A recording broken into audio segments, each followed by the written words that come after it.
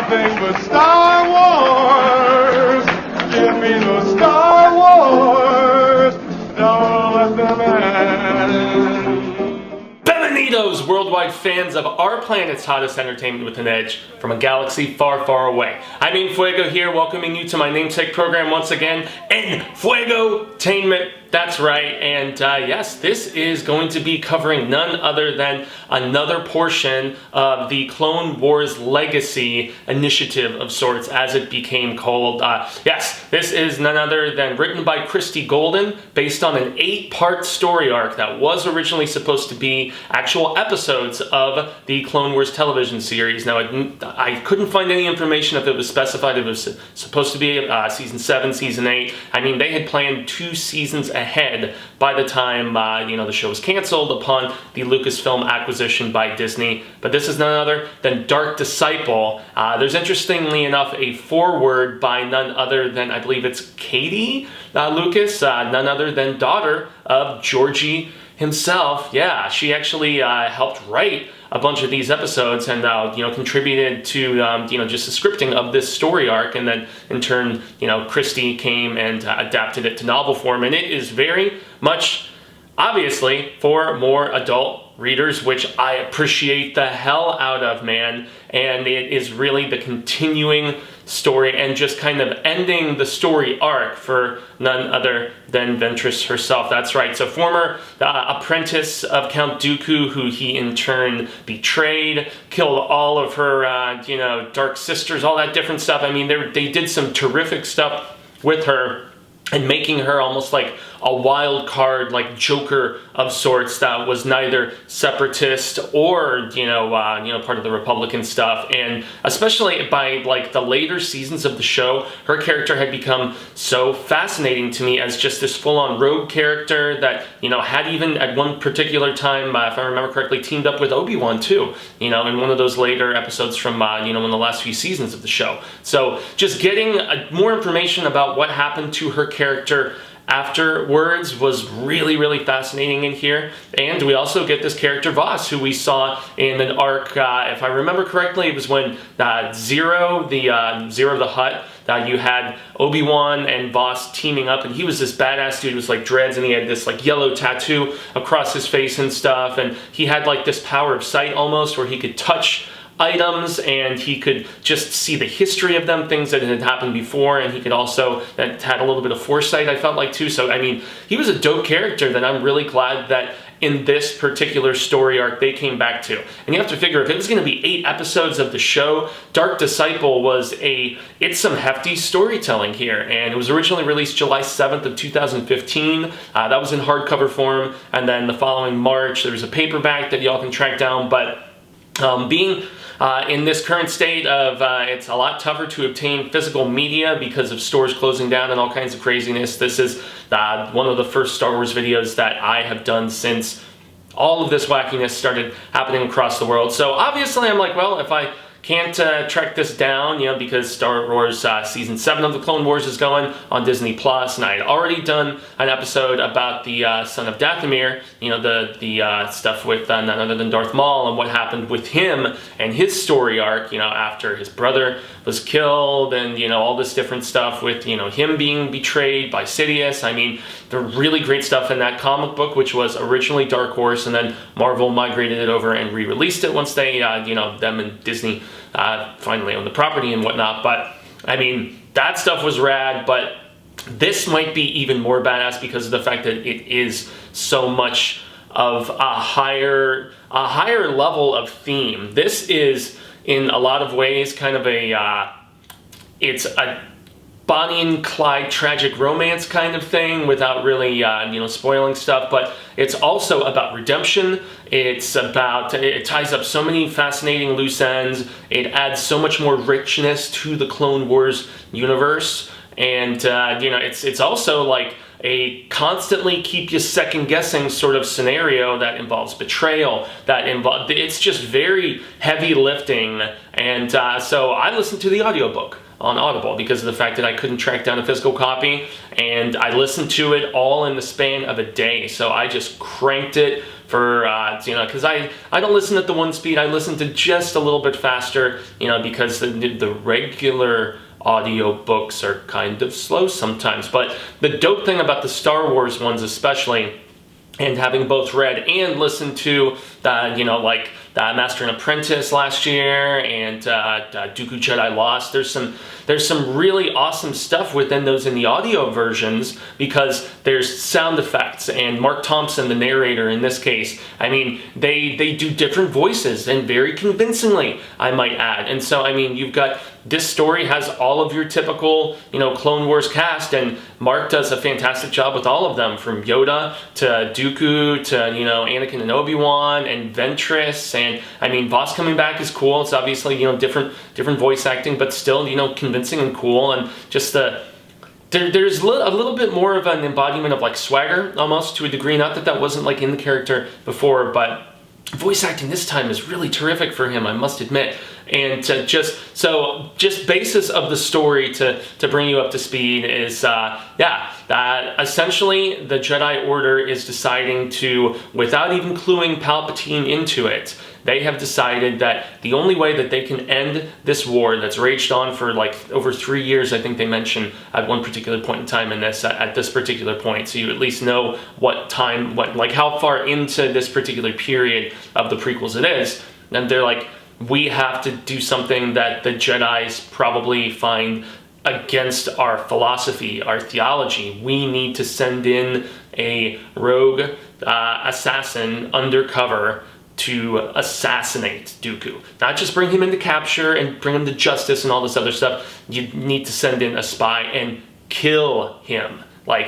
Kill him. And so they're like, okay, well, Voss is the suggestion, because he has done various undercover missions. He has always been successful. He's cool, calm and composed and all that other stuff. You can tell that he does have like some personal demons a little bit, and it's something that we find out as there's more of his interactions with the person he is paired up with, which is none other than Ventress. But first and foremost, they tell him, yeah, you gotta track her down and see if she'll actually work with you or not. And Obi-Wan speaks very respectfully of her, which ties in with that stuff I mentioned at the beginning of the review, with them being forced to team up together, and her just kind of redeeming herself a little bit to him.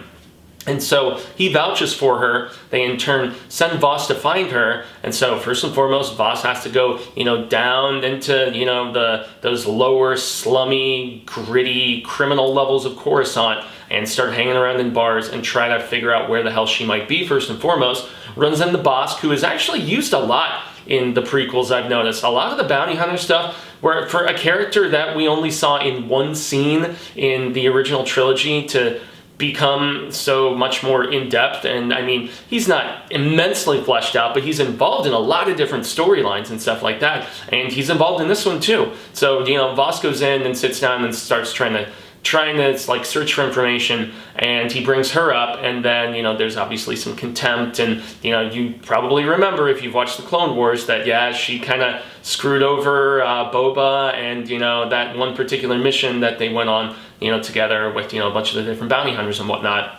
sent him in that little pod or whatever, and just there were just these little inklings, over the course of, she became very much the anti-hero in comparison with the villain that she started out as. And we've seen this happen with a lot of different bloodthirsty characters. So, I mean, from Venom to Negan to, and all kinds of media that I appreciate. It's interesting how they'll kind of flip that script a little bit, and they were giving like hints of it and stuff in some of those last few seasons of Clone Wars when we did see Ventress.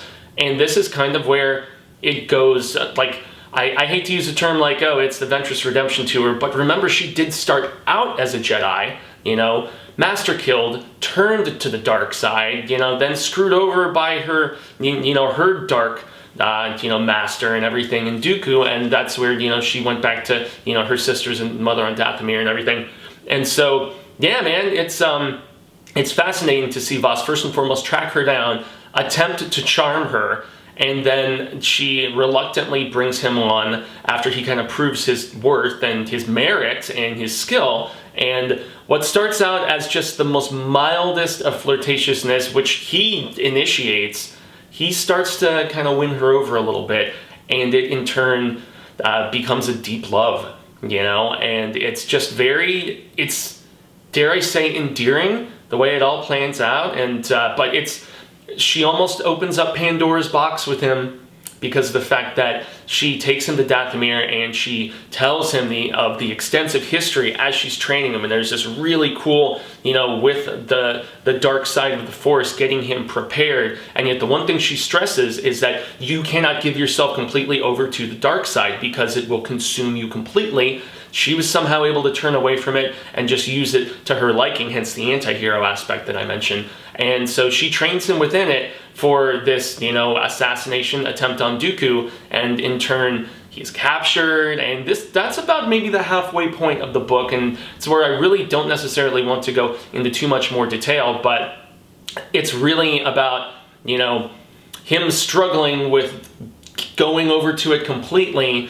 and then the question of whether it's actually happened or not, which the second half of the book is a big mystery as to, you know, where he truly stands with both, you know, the side of the Force that, you know, he is being drawn to, you know, as far as either redemption or damnation, but also the legitimacy of his love, you know, for Ventress, because there is a secret that she withholds from him initially that becomes a big crux of the second half of the book and the plot and stuff like that, and how certain things pan out. But this book, like Christie, adapts the hell out of this, and it's violent and there is profanity and stuff, not like, you know, like hardcore profanity, but there's hells and damns, and, you know, I mean, there is some, like, for Star Wars, relatively racy language. But then again, I guess we had that in, you know, in the original trilogy more so than in the prequels and whatnot. But it's been there in, you know, some of the books and stuff. I mean, Lords of the Sith, I believe, had it a little bit.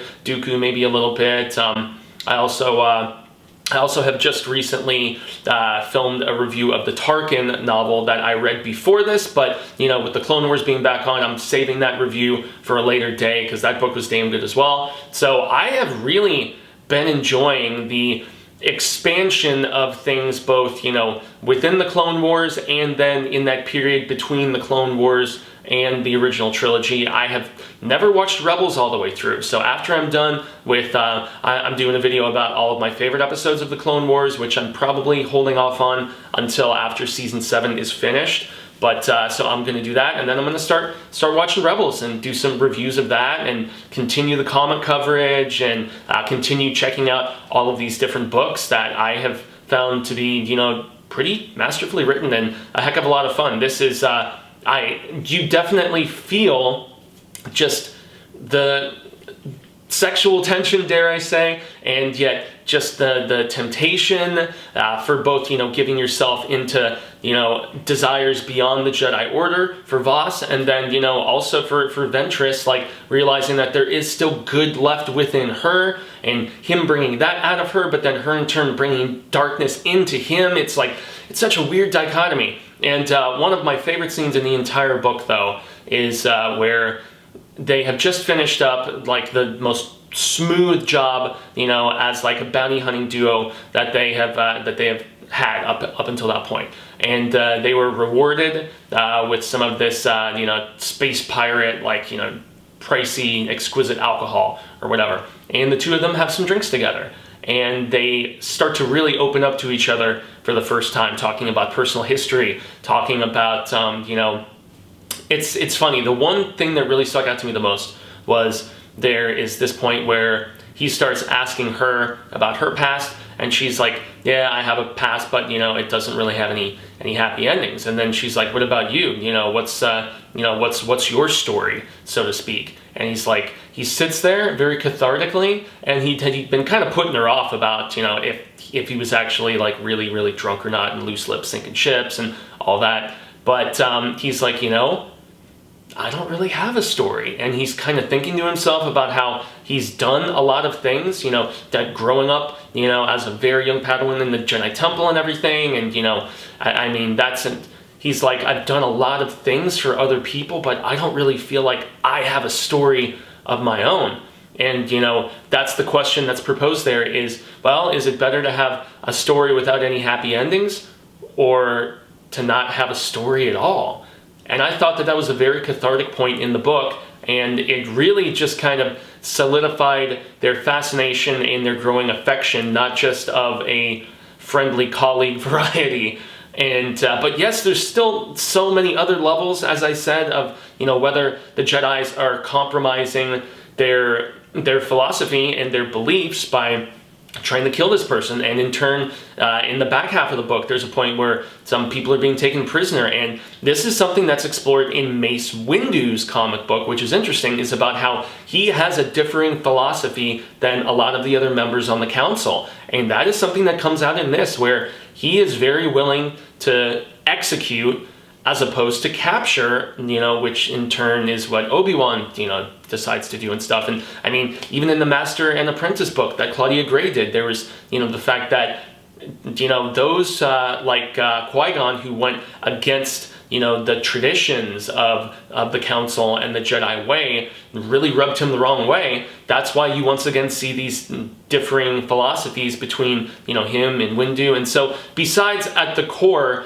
this, this light and dark love story, which is really great. You've also got those subplots of just, Jedis that don't see eye to eye either. So it's fascinating. It's a great book. This is a great book, man, and I really am sad that it didn't become episodes of the show, obviously, but I still think they did an incredible job just bringing the entire audio experience to life. And I mean, if it was 8 episodes, that would have been what, about, less than 4 hours of television. I mean, the episodes are what, about 20 minutes each. So, I mean, that's what, like 80 minutes. So not even 90 minutes, probably somewhere in the 90-minute range is, or not 90-minute range. What am I saying? It would have been, about like 3 and some change. Anyway, yeah, whatever. I'm bad with mental math at this particular point, but nonetheless, we wouldn't have got an audio drama that's masterfully done, that's over 11 hours long. Once again, Mark Thompson does a great job. Christie did a terrific job at adapting. And then even beyond that, there's an afterword. It's either a forward or an afterword, I don't know. In the audiobook, at least, you get it after, the end credits and stuff like that. But yeah, it's very cool hearing, hearing Lucas's daughter talking about how she always thought Ventress was super badass, and that she was a big fan of Buffy the Vampire Slayer growing up, and so Ventress was like her punk rock anti-hero, that she looked up to so much, obviously even more than Ahsoka as far as the prequels go. And so, and yeah, there's no Ahsoka in this, because presumably this is at the point where, after the accusation of the bombing of the Jedi Temple and stuff, she has dipped out. She's gone, she's got her own story and stuff. And I know this week she is supposed to be finally returning to the Clone Wars, so that's pretty cool. And yeah, lots of fun stuff to check out there, and lots of fun stuff to check out on Disney Plus right now if you are a fan of the Clone Wars. Those new episodes finally turning into official, season 7 episodes, those like visual storyboard things that were bonuses on the Lost Missions Blu-rays and stuff. And so happy to see those stories finally seeing the light of day. But hey, I'm glad that we got to check out the Dark Disciple storyline in any particular fashion. So I've been Jaime En Fuego, and y'all can find moi on all social media sectors like Twitter, Instagram, Facebook, YouTube, where yes, I am here on my own personal channel, Enfuegotainment. It's some things are changing this weekend, just like things are changing in a lot of our lives for different reasons right now. One of the best things that I have found, being stuck at home a lot with, just closures of my place of business, the day job and stuff, just this past week, which was really kind of nuts. I think it's finally time to start my Patreon, as I'm looking for, additional things to do as work and stuff like that. And in the meantime, within that search, I want to start creating content even beyond stuff here on YouTube. So stay tuned to my social media for that: Twitter, Instagram, Facebook, here on YouTube, obviously, where I will still obviously continue doing regular episodes of, film, television, Star Wars coverage, obviously, but there is definitely going to be some early access supplemental material and some fan-voted material for, just not just fans. I hate using the term fan because I personally prefer the term supporter, and those who have been supportive of my creative endeavors of really any kind, whether here or also on youtube.com/The Horror Show channel, where you can also find me, at least a few times a week, and we film weekly. That might be slowing down with the amount of just all of us staying in our homes and the weirdness that all of that entails, but there's a lot of Star Wars content to catch up on, and a lot that I really look forward to attempting to cover for all of you and stuff, so stay tuned to all of that. And lastly, there is a program called Show Business that every week on the Willis Greedia YouTube channel, myself, Chauncey K. Robinson, and Lindsay Mimze, my buddy from My 2 Cents of Nonsense, where we used to discuss box office numbers, and as of this weekend, that's no longer a thing because movie theaters are indefinitely closed, just kind of crazy, and so that's something to take into consideration. So we are reformatting that show, but it is still going to be live every Monday evening at 9 p.m. Eastern or 6 p.m. Pacific, so stay tuned for that. And once again, I extend a grande gracias. It is greatly appreciated if you are tuning into this program. And until the reel of Ka comes around once more, I say hasta luego, cinemigos, and constant readers, in this case, listeners and viewers alike. But I'm hopeful that we get to share more of this palaver sooner rather than later. So until then, may the Force be with you always.